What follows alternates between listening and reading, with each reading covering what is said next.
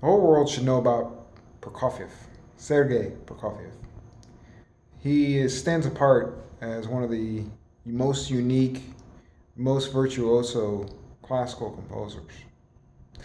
And he really set a tone for film music, even though he really didn't do any film music. And I think he did maybe one soundtrack, something like a film music, which was Alexander Nevsky. But he laid a foundation that's just remarkable. And there's no way to describe what he does because he transcends genres.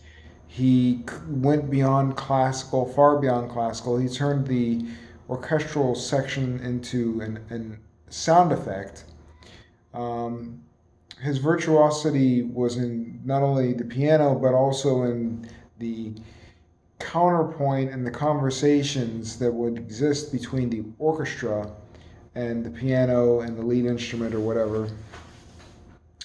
Prokofiev, his music is over 100 years old now, and nobody really came close to what he was able to do. It's one of those typical stories of just a one of a kind person, an enigma. He's an enigma of a composer, and I really hate to ramble on about him, but he really deserves special praise for his achievement in classical because there were a lot of classical composers.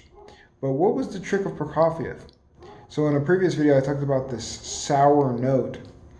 And if you want to know about a sour note, his whole composition was based around this sour, bitter, is if you think of Russia and a hard side of Russia and an evil or diabolic or sinister side of Russia, a harshness that just you can't escape.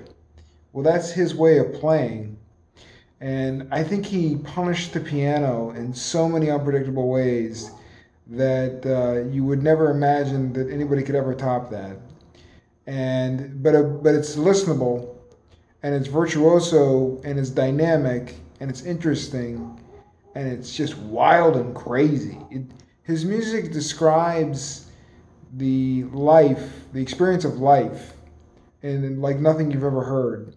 Now, what's his most known composition was probably Peter and the Wolf, of all things. And it's actually a good way to get an idea of what's going on with his tonality, because his style, his theme, because back in the day, classical composers, they would rely on like a theme as a motif for many of their compositions. And so that really does describe his overarching theme, the Peter and the Wolf thing. But of course, when you add the speed, how fast can you hear, to his playing and to his creative aspects, and also his imagination, imagining all these things, they didn't exist.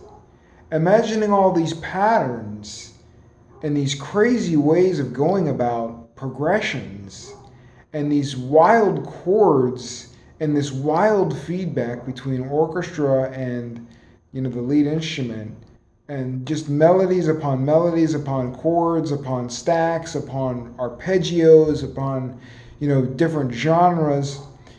We're getting to the root of here, what makes him stand apart. So you really could go on and on about Prokofiev, but the next big composition was probably his third piano concerto. So if you listen to that, you're listening to an arc in his playing and his style, where he captured quite a bit of the things that he does in one full swoop. So that might be a good place to start. Where I had first heard him was Montagues and Capulets from his Romeo and Juliet suite. And when I heard that, it touched me so deeply that I got involved with music making. And this is after being, surrounded by music my entire life and having no interest in it. And when I heard him, it really activated something in me that said, I now have interest in making music because I'm seeing something special, something that flushed me, and touched me and made me, just possessed me with this idea of being able to express so much through art. So Montagues and Capulets would be another one, and then Dance of the Nights it's also called. It's another part. Um, just he did so many like staccato, wild, hard, fast-paced songs that it's mind-boggling how he could do this. And so, anyways, Prokofiev is underappreciated, and he is probably the best classical composer that ever lived and ever will live, because the world has changed so fundamentally. Chopin's known for melody and dexterity, and Beethoven he's known for perfection.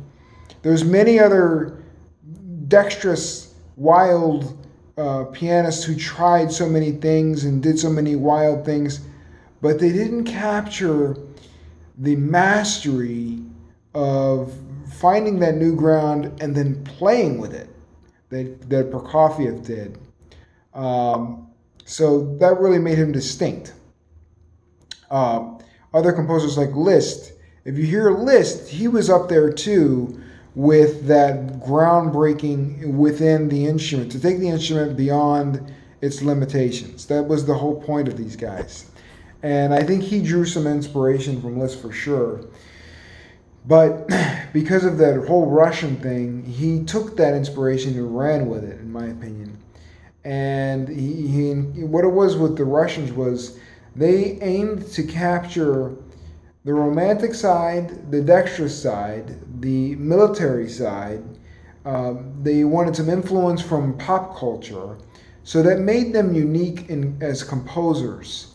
And they don't produce Russian composers anymore like Prokofiev, and I have no idea what happened, except that wars and collapses of society and changes in direction, changes in government structure. It's very unfortunate because he was a big mentor for millions of other musicians who came after him. I mean, they all strive to be something like him, and they never will be. I'll never be what he was. I don't know where he came from. I don't know why he did what he did. And there's so many subtleties. Another good work I would mention of his is Concerto 1 and Concerto 2 for piano. You'll hear things in there that aren't done in anywhere else in music. So anyways, I'll wrap it up here. Sergei Prokofiev, better than Rachmaninoff, better than Tchaikovsky. Not as influential as Tchaikovsky, because Tchaikovsky, he's heard every holiday because of the Nutcracker, and he had a heavy influence on the holiday vibes. Whereas Prokofiev, he could do all of that and much more, but he took things beyond classical, beyond genres, and made his own world, the Prokofiev world, amazingly. And he didn't have anything that was like a familiarity, that was like a way of making things mediocre, to where it was dumbed down the way many of the other composers did. When you're listening to Tchaikovsky and Brahms and Liszt and Debussy and even Scriabin, you would know when you're listening to these guys. And Prokofiev, the only reason you would know that is because it is so outstandingly incredible work. And he did rely on his theme quite a bit, as I mentioned before. But other than that, he didn't lean on tradition the way that the other guys did. He didn't play the safe bet ever. So if you want to hear one of the wildest things you'll ever hear, listen to the Prokofiev Concerto number 2 for piano. And it's just so heavy, so vibrant, so filled with just incredible ideas that still haven't been tapped into. But you can hear where other people wanted to be like that and try to, capture some of that. That's how influential he was. And you can hear it. And when you hear it, you'll say, I've heard this before, but you haven't. But that's where it actually came from. It came from his virtuosity. So wrapping it up, Sergei Prokofiev.